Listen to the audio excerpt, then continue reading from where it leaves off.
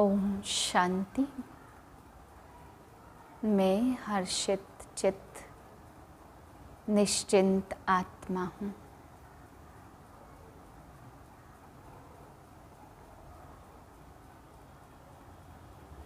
मुझ आत्मा से खुशी के वाइब्रेशन फैल रहे हैं।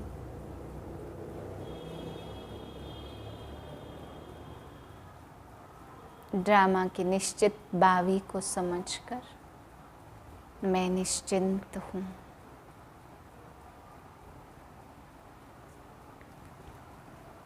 सत्रह 8/2022 के महावाक्य हैं। मीठे बच्चे, बाप तुम्हें बेहद का समाचार सुनाते हैं। तुम अभी स्वदर्शन चक्रधारी बने हो। तुम्हें 84 जन्मों की स्मृति में रहना है और सबको यही स्मृति दिलानी है। प्रश्न है, शिव बाबा का पहला बच्चा ब्रह्मा को कहेंगे, विष्णु को नहीं, क्यों? उत्तर है, क्योंकि शिव बाबा ब्रह्मा द्वारा ब्राह्मण संप्रदाय रचते हैं। अगर विष्णु को बच्चा कहे तो उनसे भी संप्रदाय पैदा होनी चाहिए, परंतु उनसे कोई संप्रदाय होती नहीं है। विष्णु को कोई मम्मा बाबा भी नहीं कहेंगे। वह जब लक्ष्मी नारायण के रूप में महाराजा महारानी हैं तो उनको अपना बच्चा ही मम्मा बाबा कहते। ब्रह्मा से तो ब्राह्मण संप्रदाय पैदा होते हैं। गीत है, तुम ही हो माता, पिता तुम ही हो। ओम शांति। बाप बैठ बच्चों को समझाते कि कोई गुरु गोसाई ऐसे नहीं कह सकते कि बाप बैठ बच्चों को समझाते हैं। बाप बच्चों को क्या समझाएंगे? कौन सा बाप है यह तो सिर्फ तुम जानते हो और कोई सत्संग में ऐसे कह नहीं सकते। बल बाबा साईं मेहर बाबा कहते, परंतु वह लोग तो कुछ भी समझते नहीं हैं। जो बोले, तुम जानते हो यह बेहद का बाप बेहद का समाचार सुनाते। एक होता है हद का समाचार, दूसरा होता है बेहद का समाचार। इस दुनिया में कोई जानते ही नहीं है। बाप कहते तुमको बेहद का समाचार सुनाते हैं तो तुमको सृष्टि के आदि मध्य अंत का ज्ञान बुद्धि में आ जाता। तुम जानते हो बरोबर बाप ने अपना परिचय दिया है और सृष्टि चक्र कैसे फिरता वह भी यथार्थ रीति समझाया है। उसे समझकर हम औरों को समझाते। बीज को परमपिता परमात्मा व बाप कहते। हम हैं उनके बच्चे आत्माएं। तुम बच्चों की बुद्धि में हैं, हम आत्माएं परमात्मा की संतान हैं। परमपिता परमात्मा परमधाम में रहने वाले हैं। उन्होंने मूल वतन का समाचार समझाया, कैसे यह सारी माला बनती है। पहले पहले बाप समझाते, मैं तुम्हारा बाप हूँ और मैं परमधाम में रहता हूँ। मुझे ही नॉलेजफुल ब्लिसफुल कहते हैं। मैं आकर तुम आत्माओं को पवित्रता सुख शांति का वर्षा देता हूँ। बच्चों की बुद्धि में यह फिरता रहता, हम असल में कहाँ के रहने वाले। हम सभी आत्माओं को भी पार्ट बजाना है। पार्ट का राज कोई भी समझ नहीं सकते, सिर्फ कहते रहते हैं पुनर्जन्म लेंगे। आत्मा इतने जन्म लेती है, कोई 84 लाख जन्म कहते। कोई को समझाओ तो समझ जाते हैं कि 84 जन्म ठीक है। 84 जन्म कैसे लेते यह तो बुद्धि में होना चाहिए। बरोबर हम सतो प्रधान थे, फिर सतो रजो तमो में आए। यह बातें तो बड़ी सहज हैं, जो बुढ़िया भी समझा सकती। बरोबर हमने 84 जन्म लिए और कोई धर्म वाले मनुष्य नहीं लेते। यह भी समझाना होता, अभी हम ब्राह्मण हैं, फिर देवता, फिर क्षत्रिय, फिर वैश्य और फिर शूद्र बनते हैं। ऊंचते ऊंच है शिव बाबा, यह अभी तुम्हारी बुद्धि में है। ऐसे हम पुनर्जन्म लेते हैं तो पुनर्जन्म को तो जरूर मानना पड़े। अब तुमको अपने 84 जन्मों के पाठ की स्मृति आई है। बूढ़ियों के लिए भी यह समझानी बहुत सहज है। तुमको कोई किताब आदि पढ़ने की दरकार नहीं रहती। बाप ने समझाया तुम 84 जन्म कैसे लेते हो। तुम ही देवी देवता थे, फिर 8 जन्म सतयुग में और 12 जन्म त्रेता में और 63 जन्म द्वापर कलयुग में लिए। यह एक जन्म है सबसे ऊंचा। तो सहज समझते हो ना। कुरुक्षेत्र की बूढ़ी माताएं भी समझती हो ना। कुरुक्षेत्र का नाम मशहूर है। वास्तव में यह सारा कर्म क्षेत्र है। वह कुरुक्षेत्र तो एक गांव है। वह सारा कर्म करने का क्षेत्र है। इसमें अभी लड़ाई आदि लगी नहीं है। तुम इस सारे कुरुक्षेत्र को जानते हो। बैठना तो एक जगह होता है। बाबा ने बतलाया इस सारे कर्म क्षेत्र पर रावण का राज्य है। रावण को जलाते भी यहाँ हैं। रावण का जन्म भी यहाँ होता। यहाँ ही शिव बाबा का जन्म होता। यहाँ ही देवी देवताएं थे। वही पहले पहले वाम मार्ग में जाते हैं। बाबा भी यहाँ भारत में ही आते।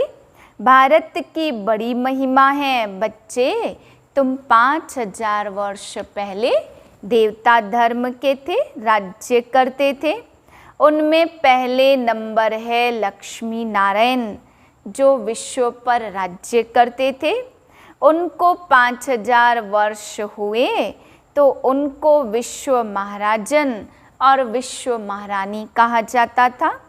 वहाँ कोई दूसरा धर्म तो था नहीं।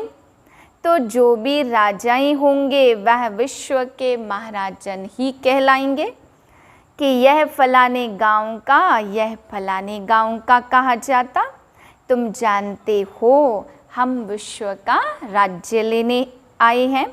बाप ने समझाया तुम जमुना के किनारे पर राज्य करते हो। तो बुद्धि में याद रहना चाहिए 4 युग 4 वर्ण, 5वां युग है लीप। जिसको कोई जानते नहीं है, जरूर बाप सृष्टि रचेंगे तो पहले ब्राह्मण चाहिए। ब्रह्मा मुख वंशावली ब्राह्मण, यह है डायरेक्ट ब्रह्मा की मुख वंशावली। ब्रह्मा है शिव बाबा का पहला बच्चा। क्या विष्णु को भी बच्चा कहेंगे? नहीं, अगर बच्चा हो तो उनमें भी संप्रदाय पैदा हो, परंतु उनसे तो संप्रदाय पैदा होती ही नहीं है। ना उनको मम्मा बाबा कहेंगे। वह तो महाराजा महारानी को अपना ही एक बच्चा होता। यह कर्म भूमि है। परमपिता परमात्मा को भी आकर कर्म करना पड़ता, नहीं तो क्या आकर करते जो इतनी महिमा होती। तुम देखते हो शिव जयंती भी गाई हुई है। भल शिव पुराण लिखा है, परंतु उसमें कोई बात समझ में नहीं आती। मुख्य है गीता। ब्रह्मा का कर्तव्य क्या है? सूक्ष्म वतन में रह क्या करते होंगे?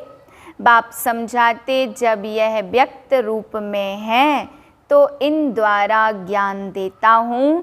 फिर यही ज्ञान लेते लेते फरिश्ता बन जाते। वह है संपूर्ण रूप। वैसे मम्मा का भी है, तुम्हारा भी ऐसे ही संपूर्ण रूप बन जाता। बूढ़ी बूढ़ी माताएं सिर्फ इतना धारण करें कि हम 84 जन्म कैसे लेते। यह भी समझाया जाता कि बाबा कर्म क्षेत्र पर पार्ट बजाने भेज देते। मुख से कुछ भी बोलते नहीं हैं। यह भी ड्रामा बना हुआ है। ड्रामा अनुसार हर एक को अपने अपने समय पर आना है। तो बाप बैठ समझाते कि सृष्टि के आदि में पहले पहले कौन थे और फिर अंत में कौन थे। अंत में सारी संप्रदाय जड़ जड़ी भूत अवस्था को पाई हुई है। बाकी ऐसे नहीं कि प्रलय हो जाती फिर श्री कृष्ण अंगूठा चूसता हुआ आता। बाप ब्रह्मा द्वारा स्थापना करते हैं नई संप्रदाय की। वह तो कृष्ण को समझ बैठे। तुम जानते हो बाप ही पतित पावन है, अंत में आएंगे पावन बनाने। जो कल्प पहले पावन बने थे वही आएंगे ना। त्वमेव माताश्च पिता त्वमेव, तो बरोबर सच्चा सुख देने वाला वही है। यह भी तुम जानते हो, दुनिया नहीं जानती। रावण ने बिल्कुल बेसमझ बना लिया। बालक में जब विकारों की प्रवेशता नहीं है तो उसको महात्मा समान कहते। जब बालिग होता तब लौकिक संबंधी उनको दुख का रास्ता बतलाते। पहला रास्ता बतलाते कि तुमको शादी करनी है। लक्ष्मी नारायण और राम सीता ने क्या शादी नहीं की, परंतु उन्हों को यह पता ही नहीं है कि उन्हों का पवित्र प्रवृत्ति मार्ग था। यह अपवित्र प्रवृत्ति मार्ग है। वह तो पवित्र स्वर्ग के मालिक थे, हम तो पतित नरक के मालिक हैं। यह ख्याल बुद्धि में आता नहीं है। तुम भारत की महिमा सुनाते हो, क्या यह भूल गए हो कि भारत स्वर्ग था। आदि सनातन देवता धर्म था। कोई लड़ाई आदि होगी तो यज्ञ रचेंगे शांति के लिए। मंत्र भी ऐसे जपते हैं परंतु शांति का अर्थ समझते नहीं हैं। सतयुग में मुख वंशावली होती नहीं है। संगम पर मुख वंशावली होने से भाई बहन कहलाते हो। बाप कहते मैं कल्प कल्प कल्प के संगम युग पर साधारण वृद्ध तन में प्रवेश करता हूँ, जिसका नाम फिर ब्रह्मा रखता हूँ, जो फिर ज्ञान को धारण करके अव्यक्त संपूर्ण ब्रह्मा बनते हैं। है वही, दूसरी बात नहीं है।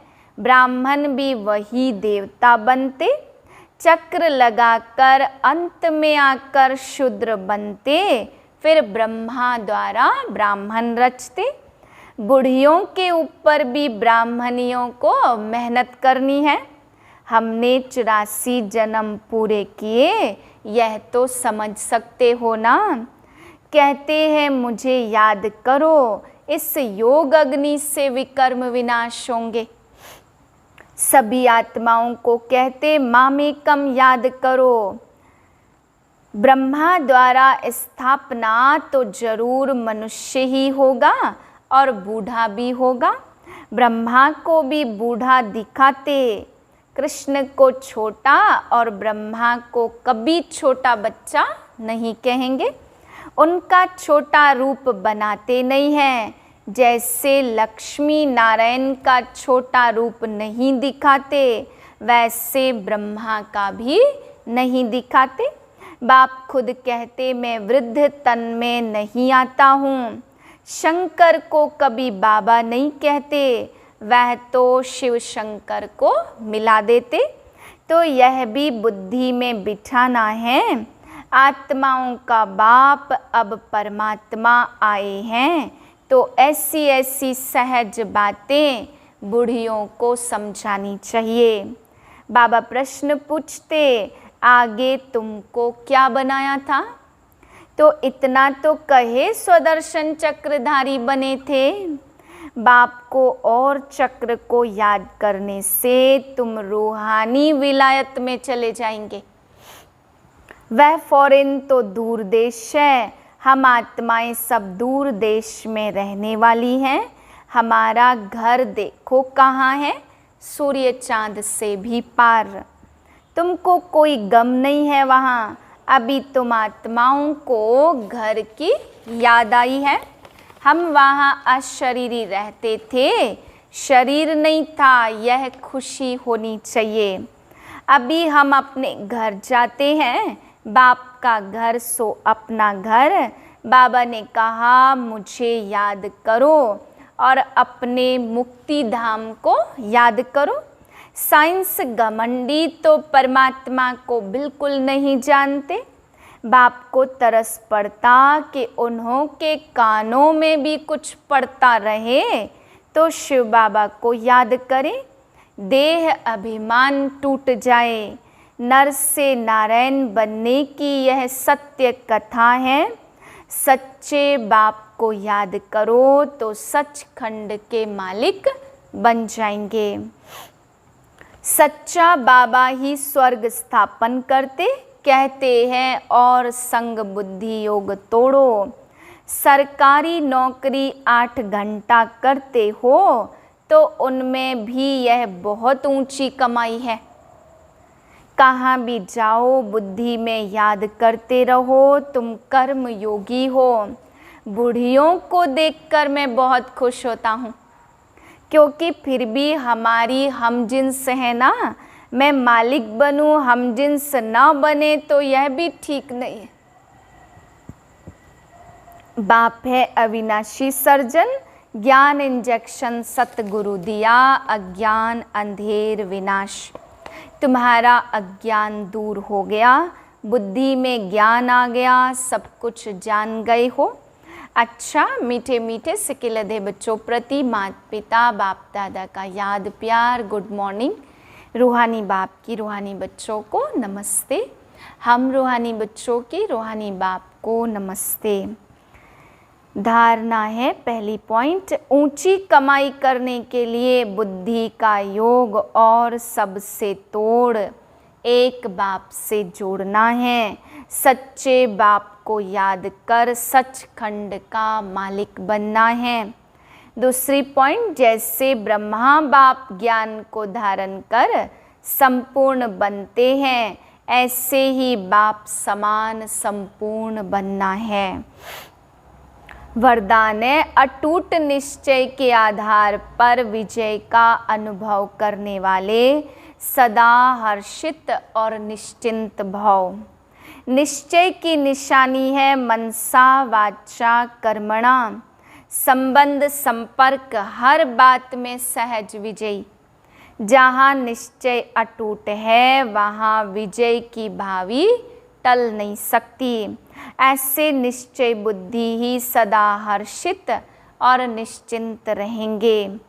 कभी किसी बात में यह क्या, यह क्यों, कैसे कहना भी चिंता की निशानी है। निश्चय बुद्धि निश्चिंत आत्मा का स्लोगन है। जो हुआ हुआ, अच्छा है और अच्छा ही होना है। वह बुराई में भी अच्छाई का अनुभव करेंगे। चिंता शब्द की भी अविद्या होगी। स्लोगन है सदा प्रसन्न चित्त रहना है, तो बुद्धि रूपी कंप्यूटर में फुल स्टॉप की मात्रा लगाओ। ओम शांति।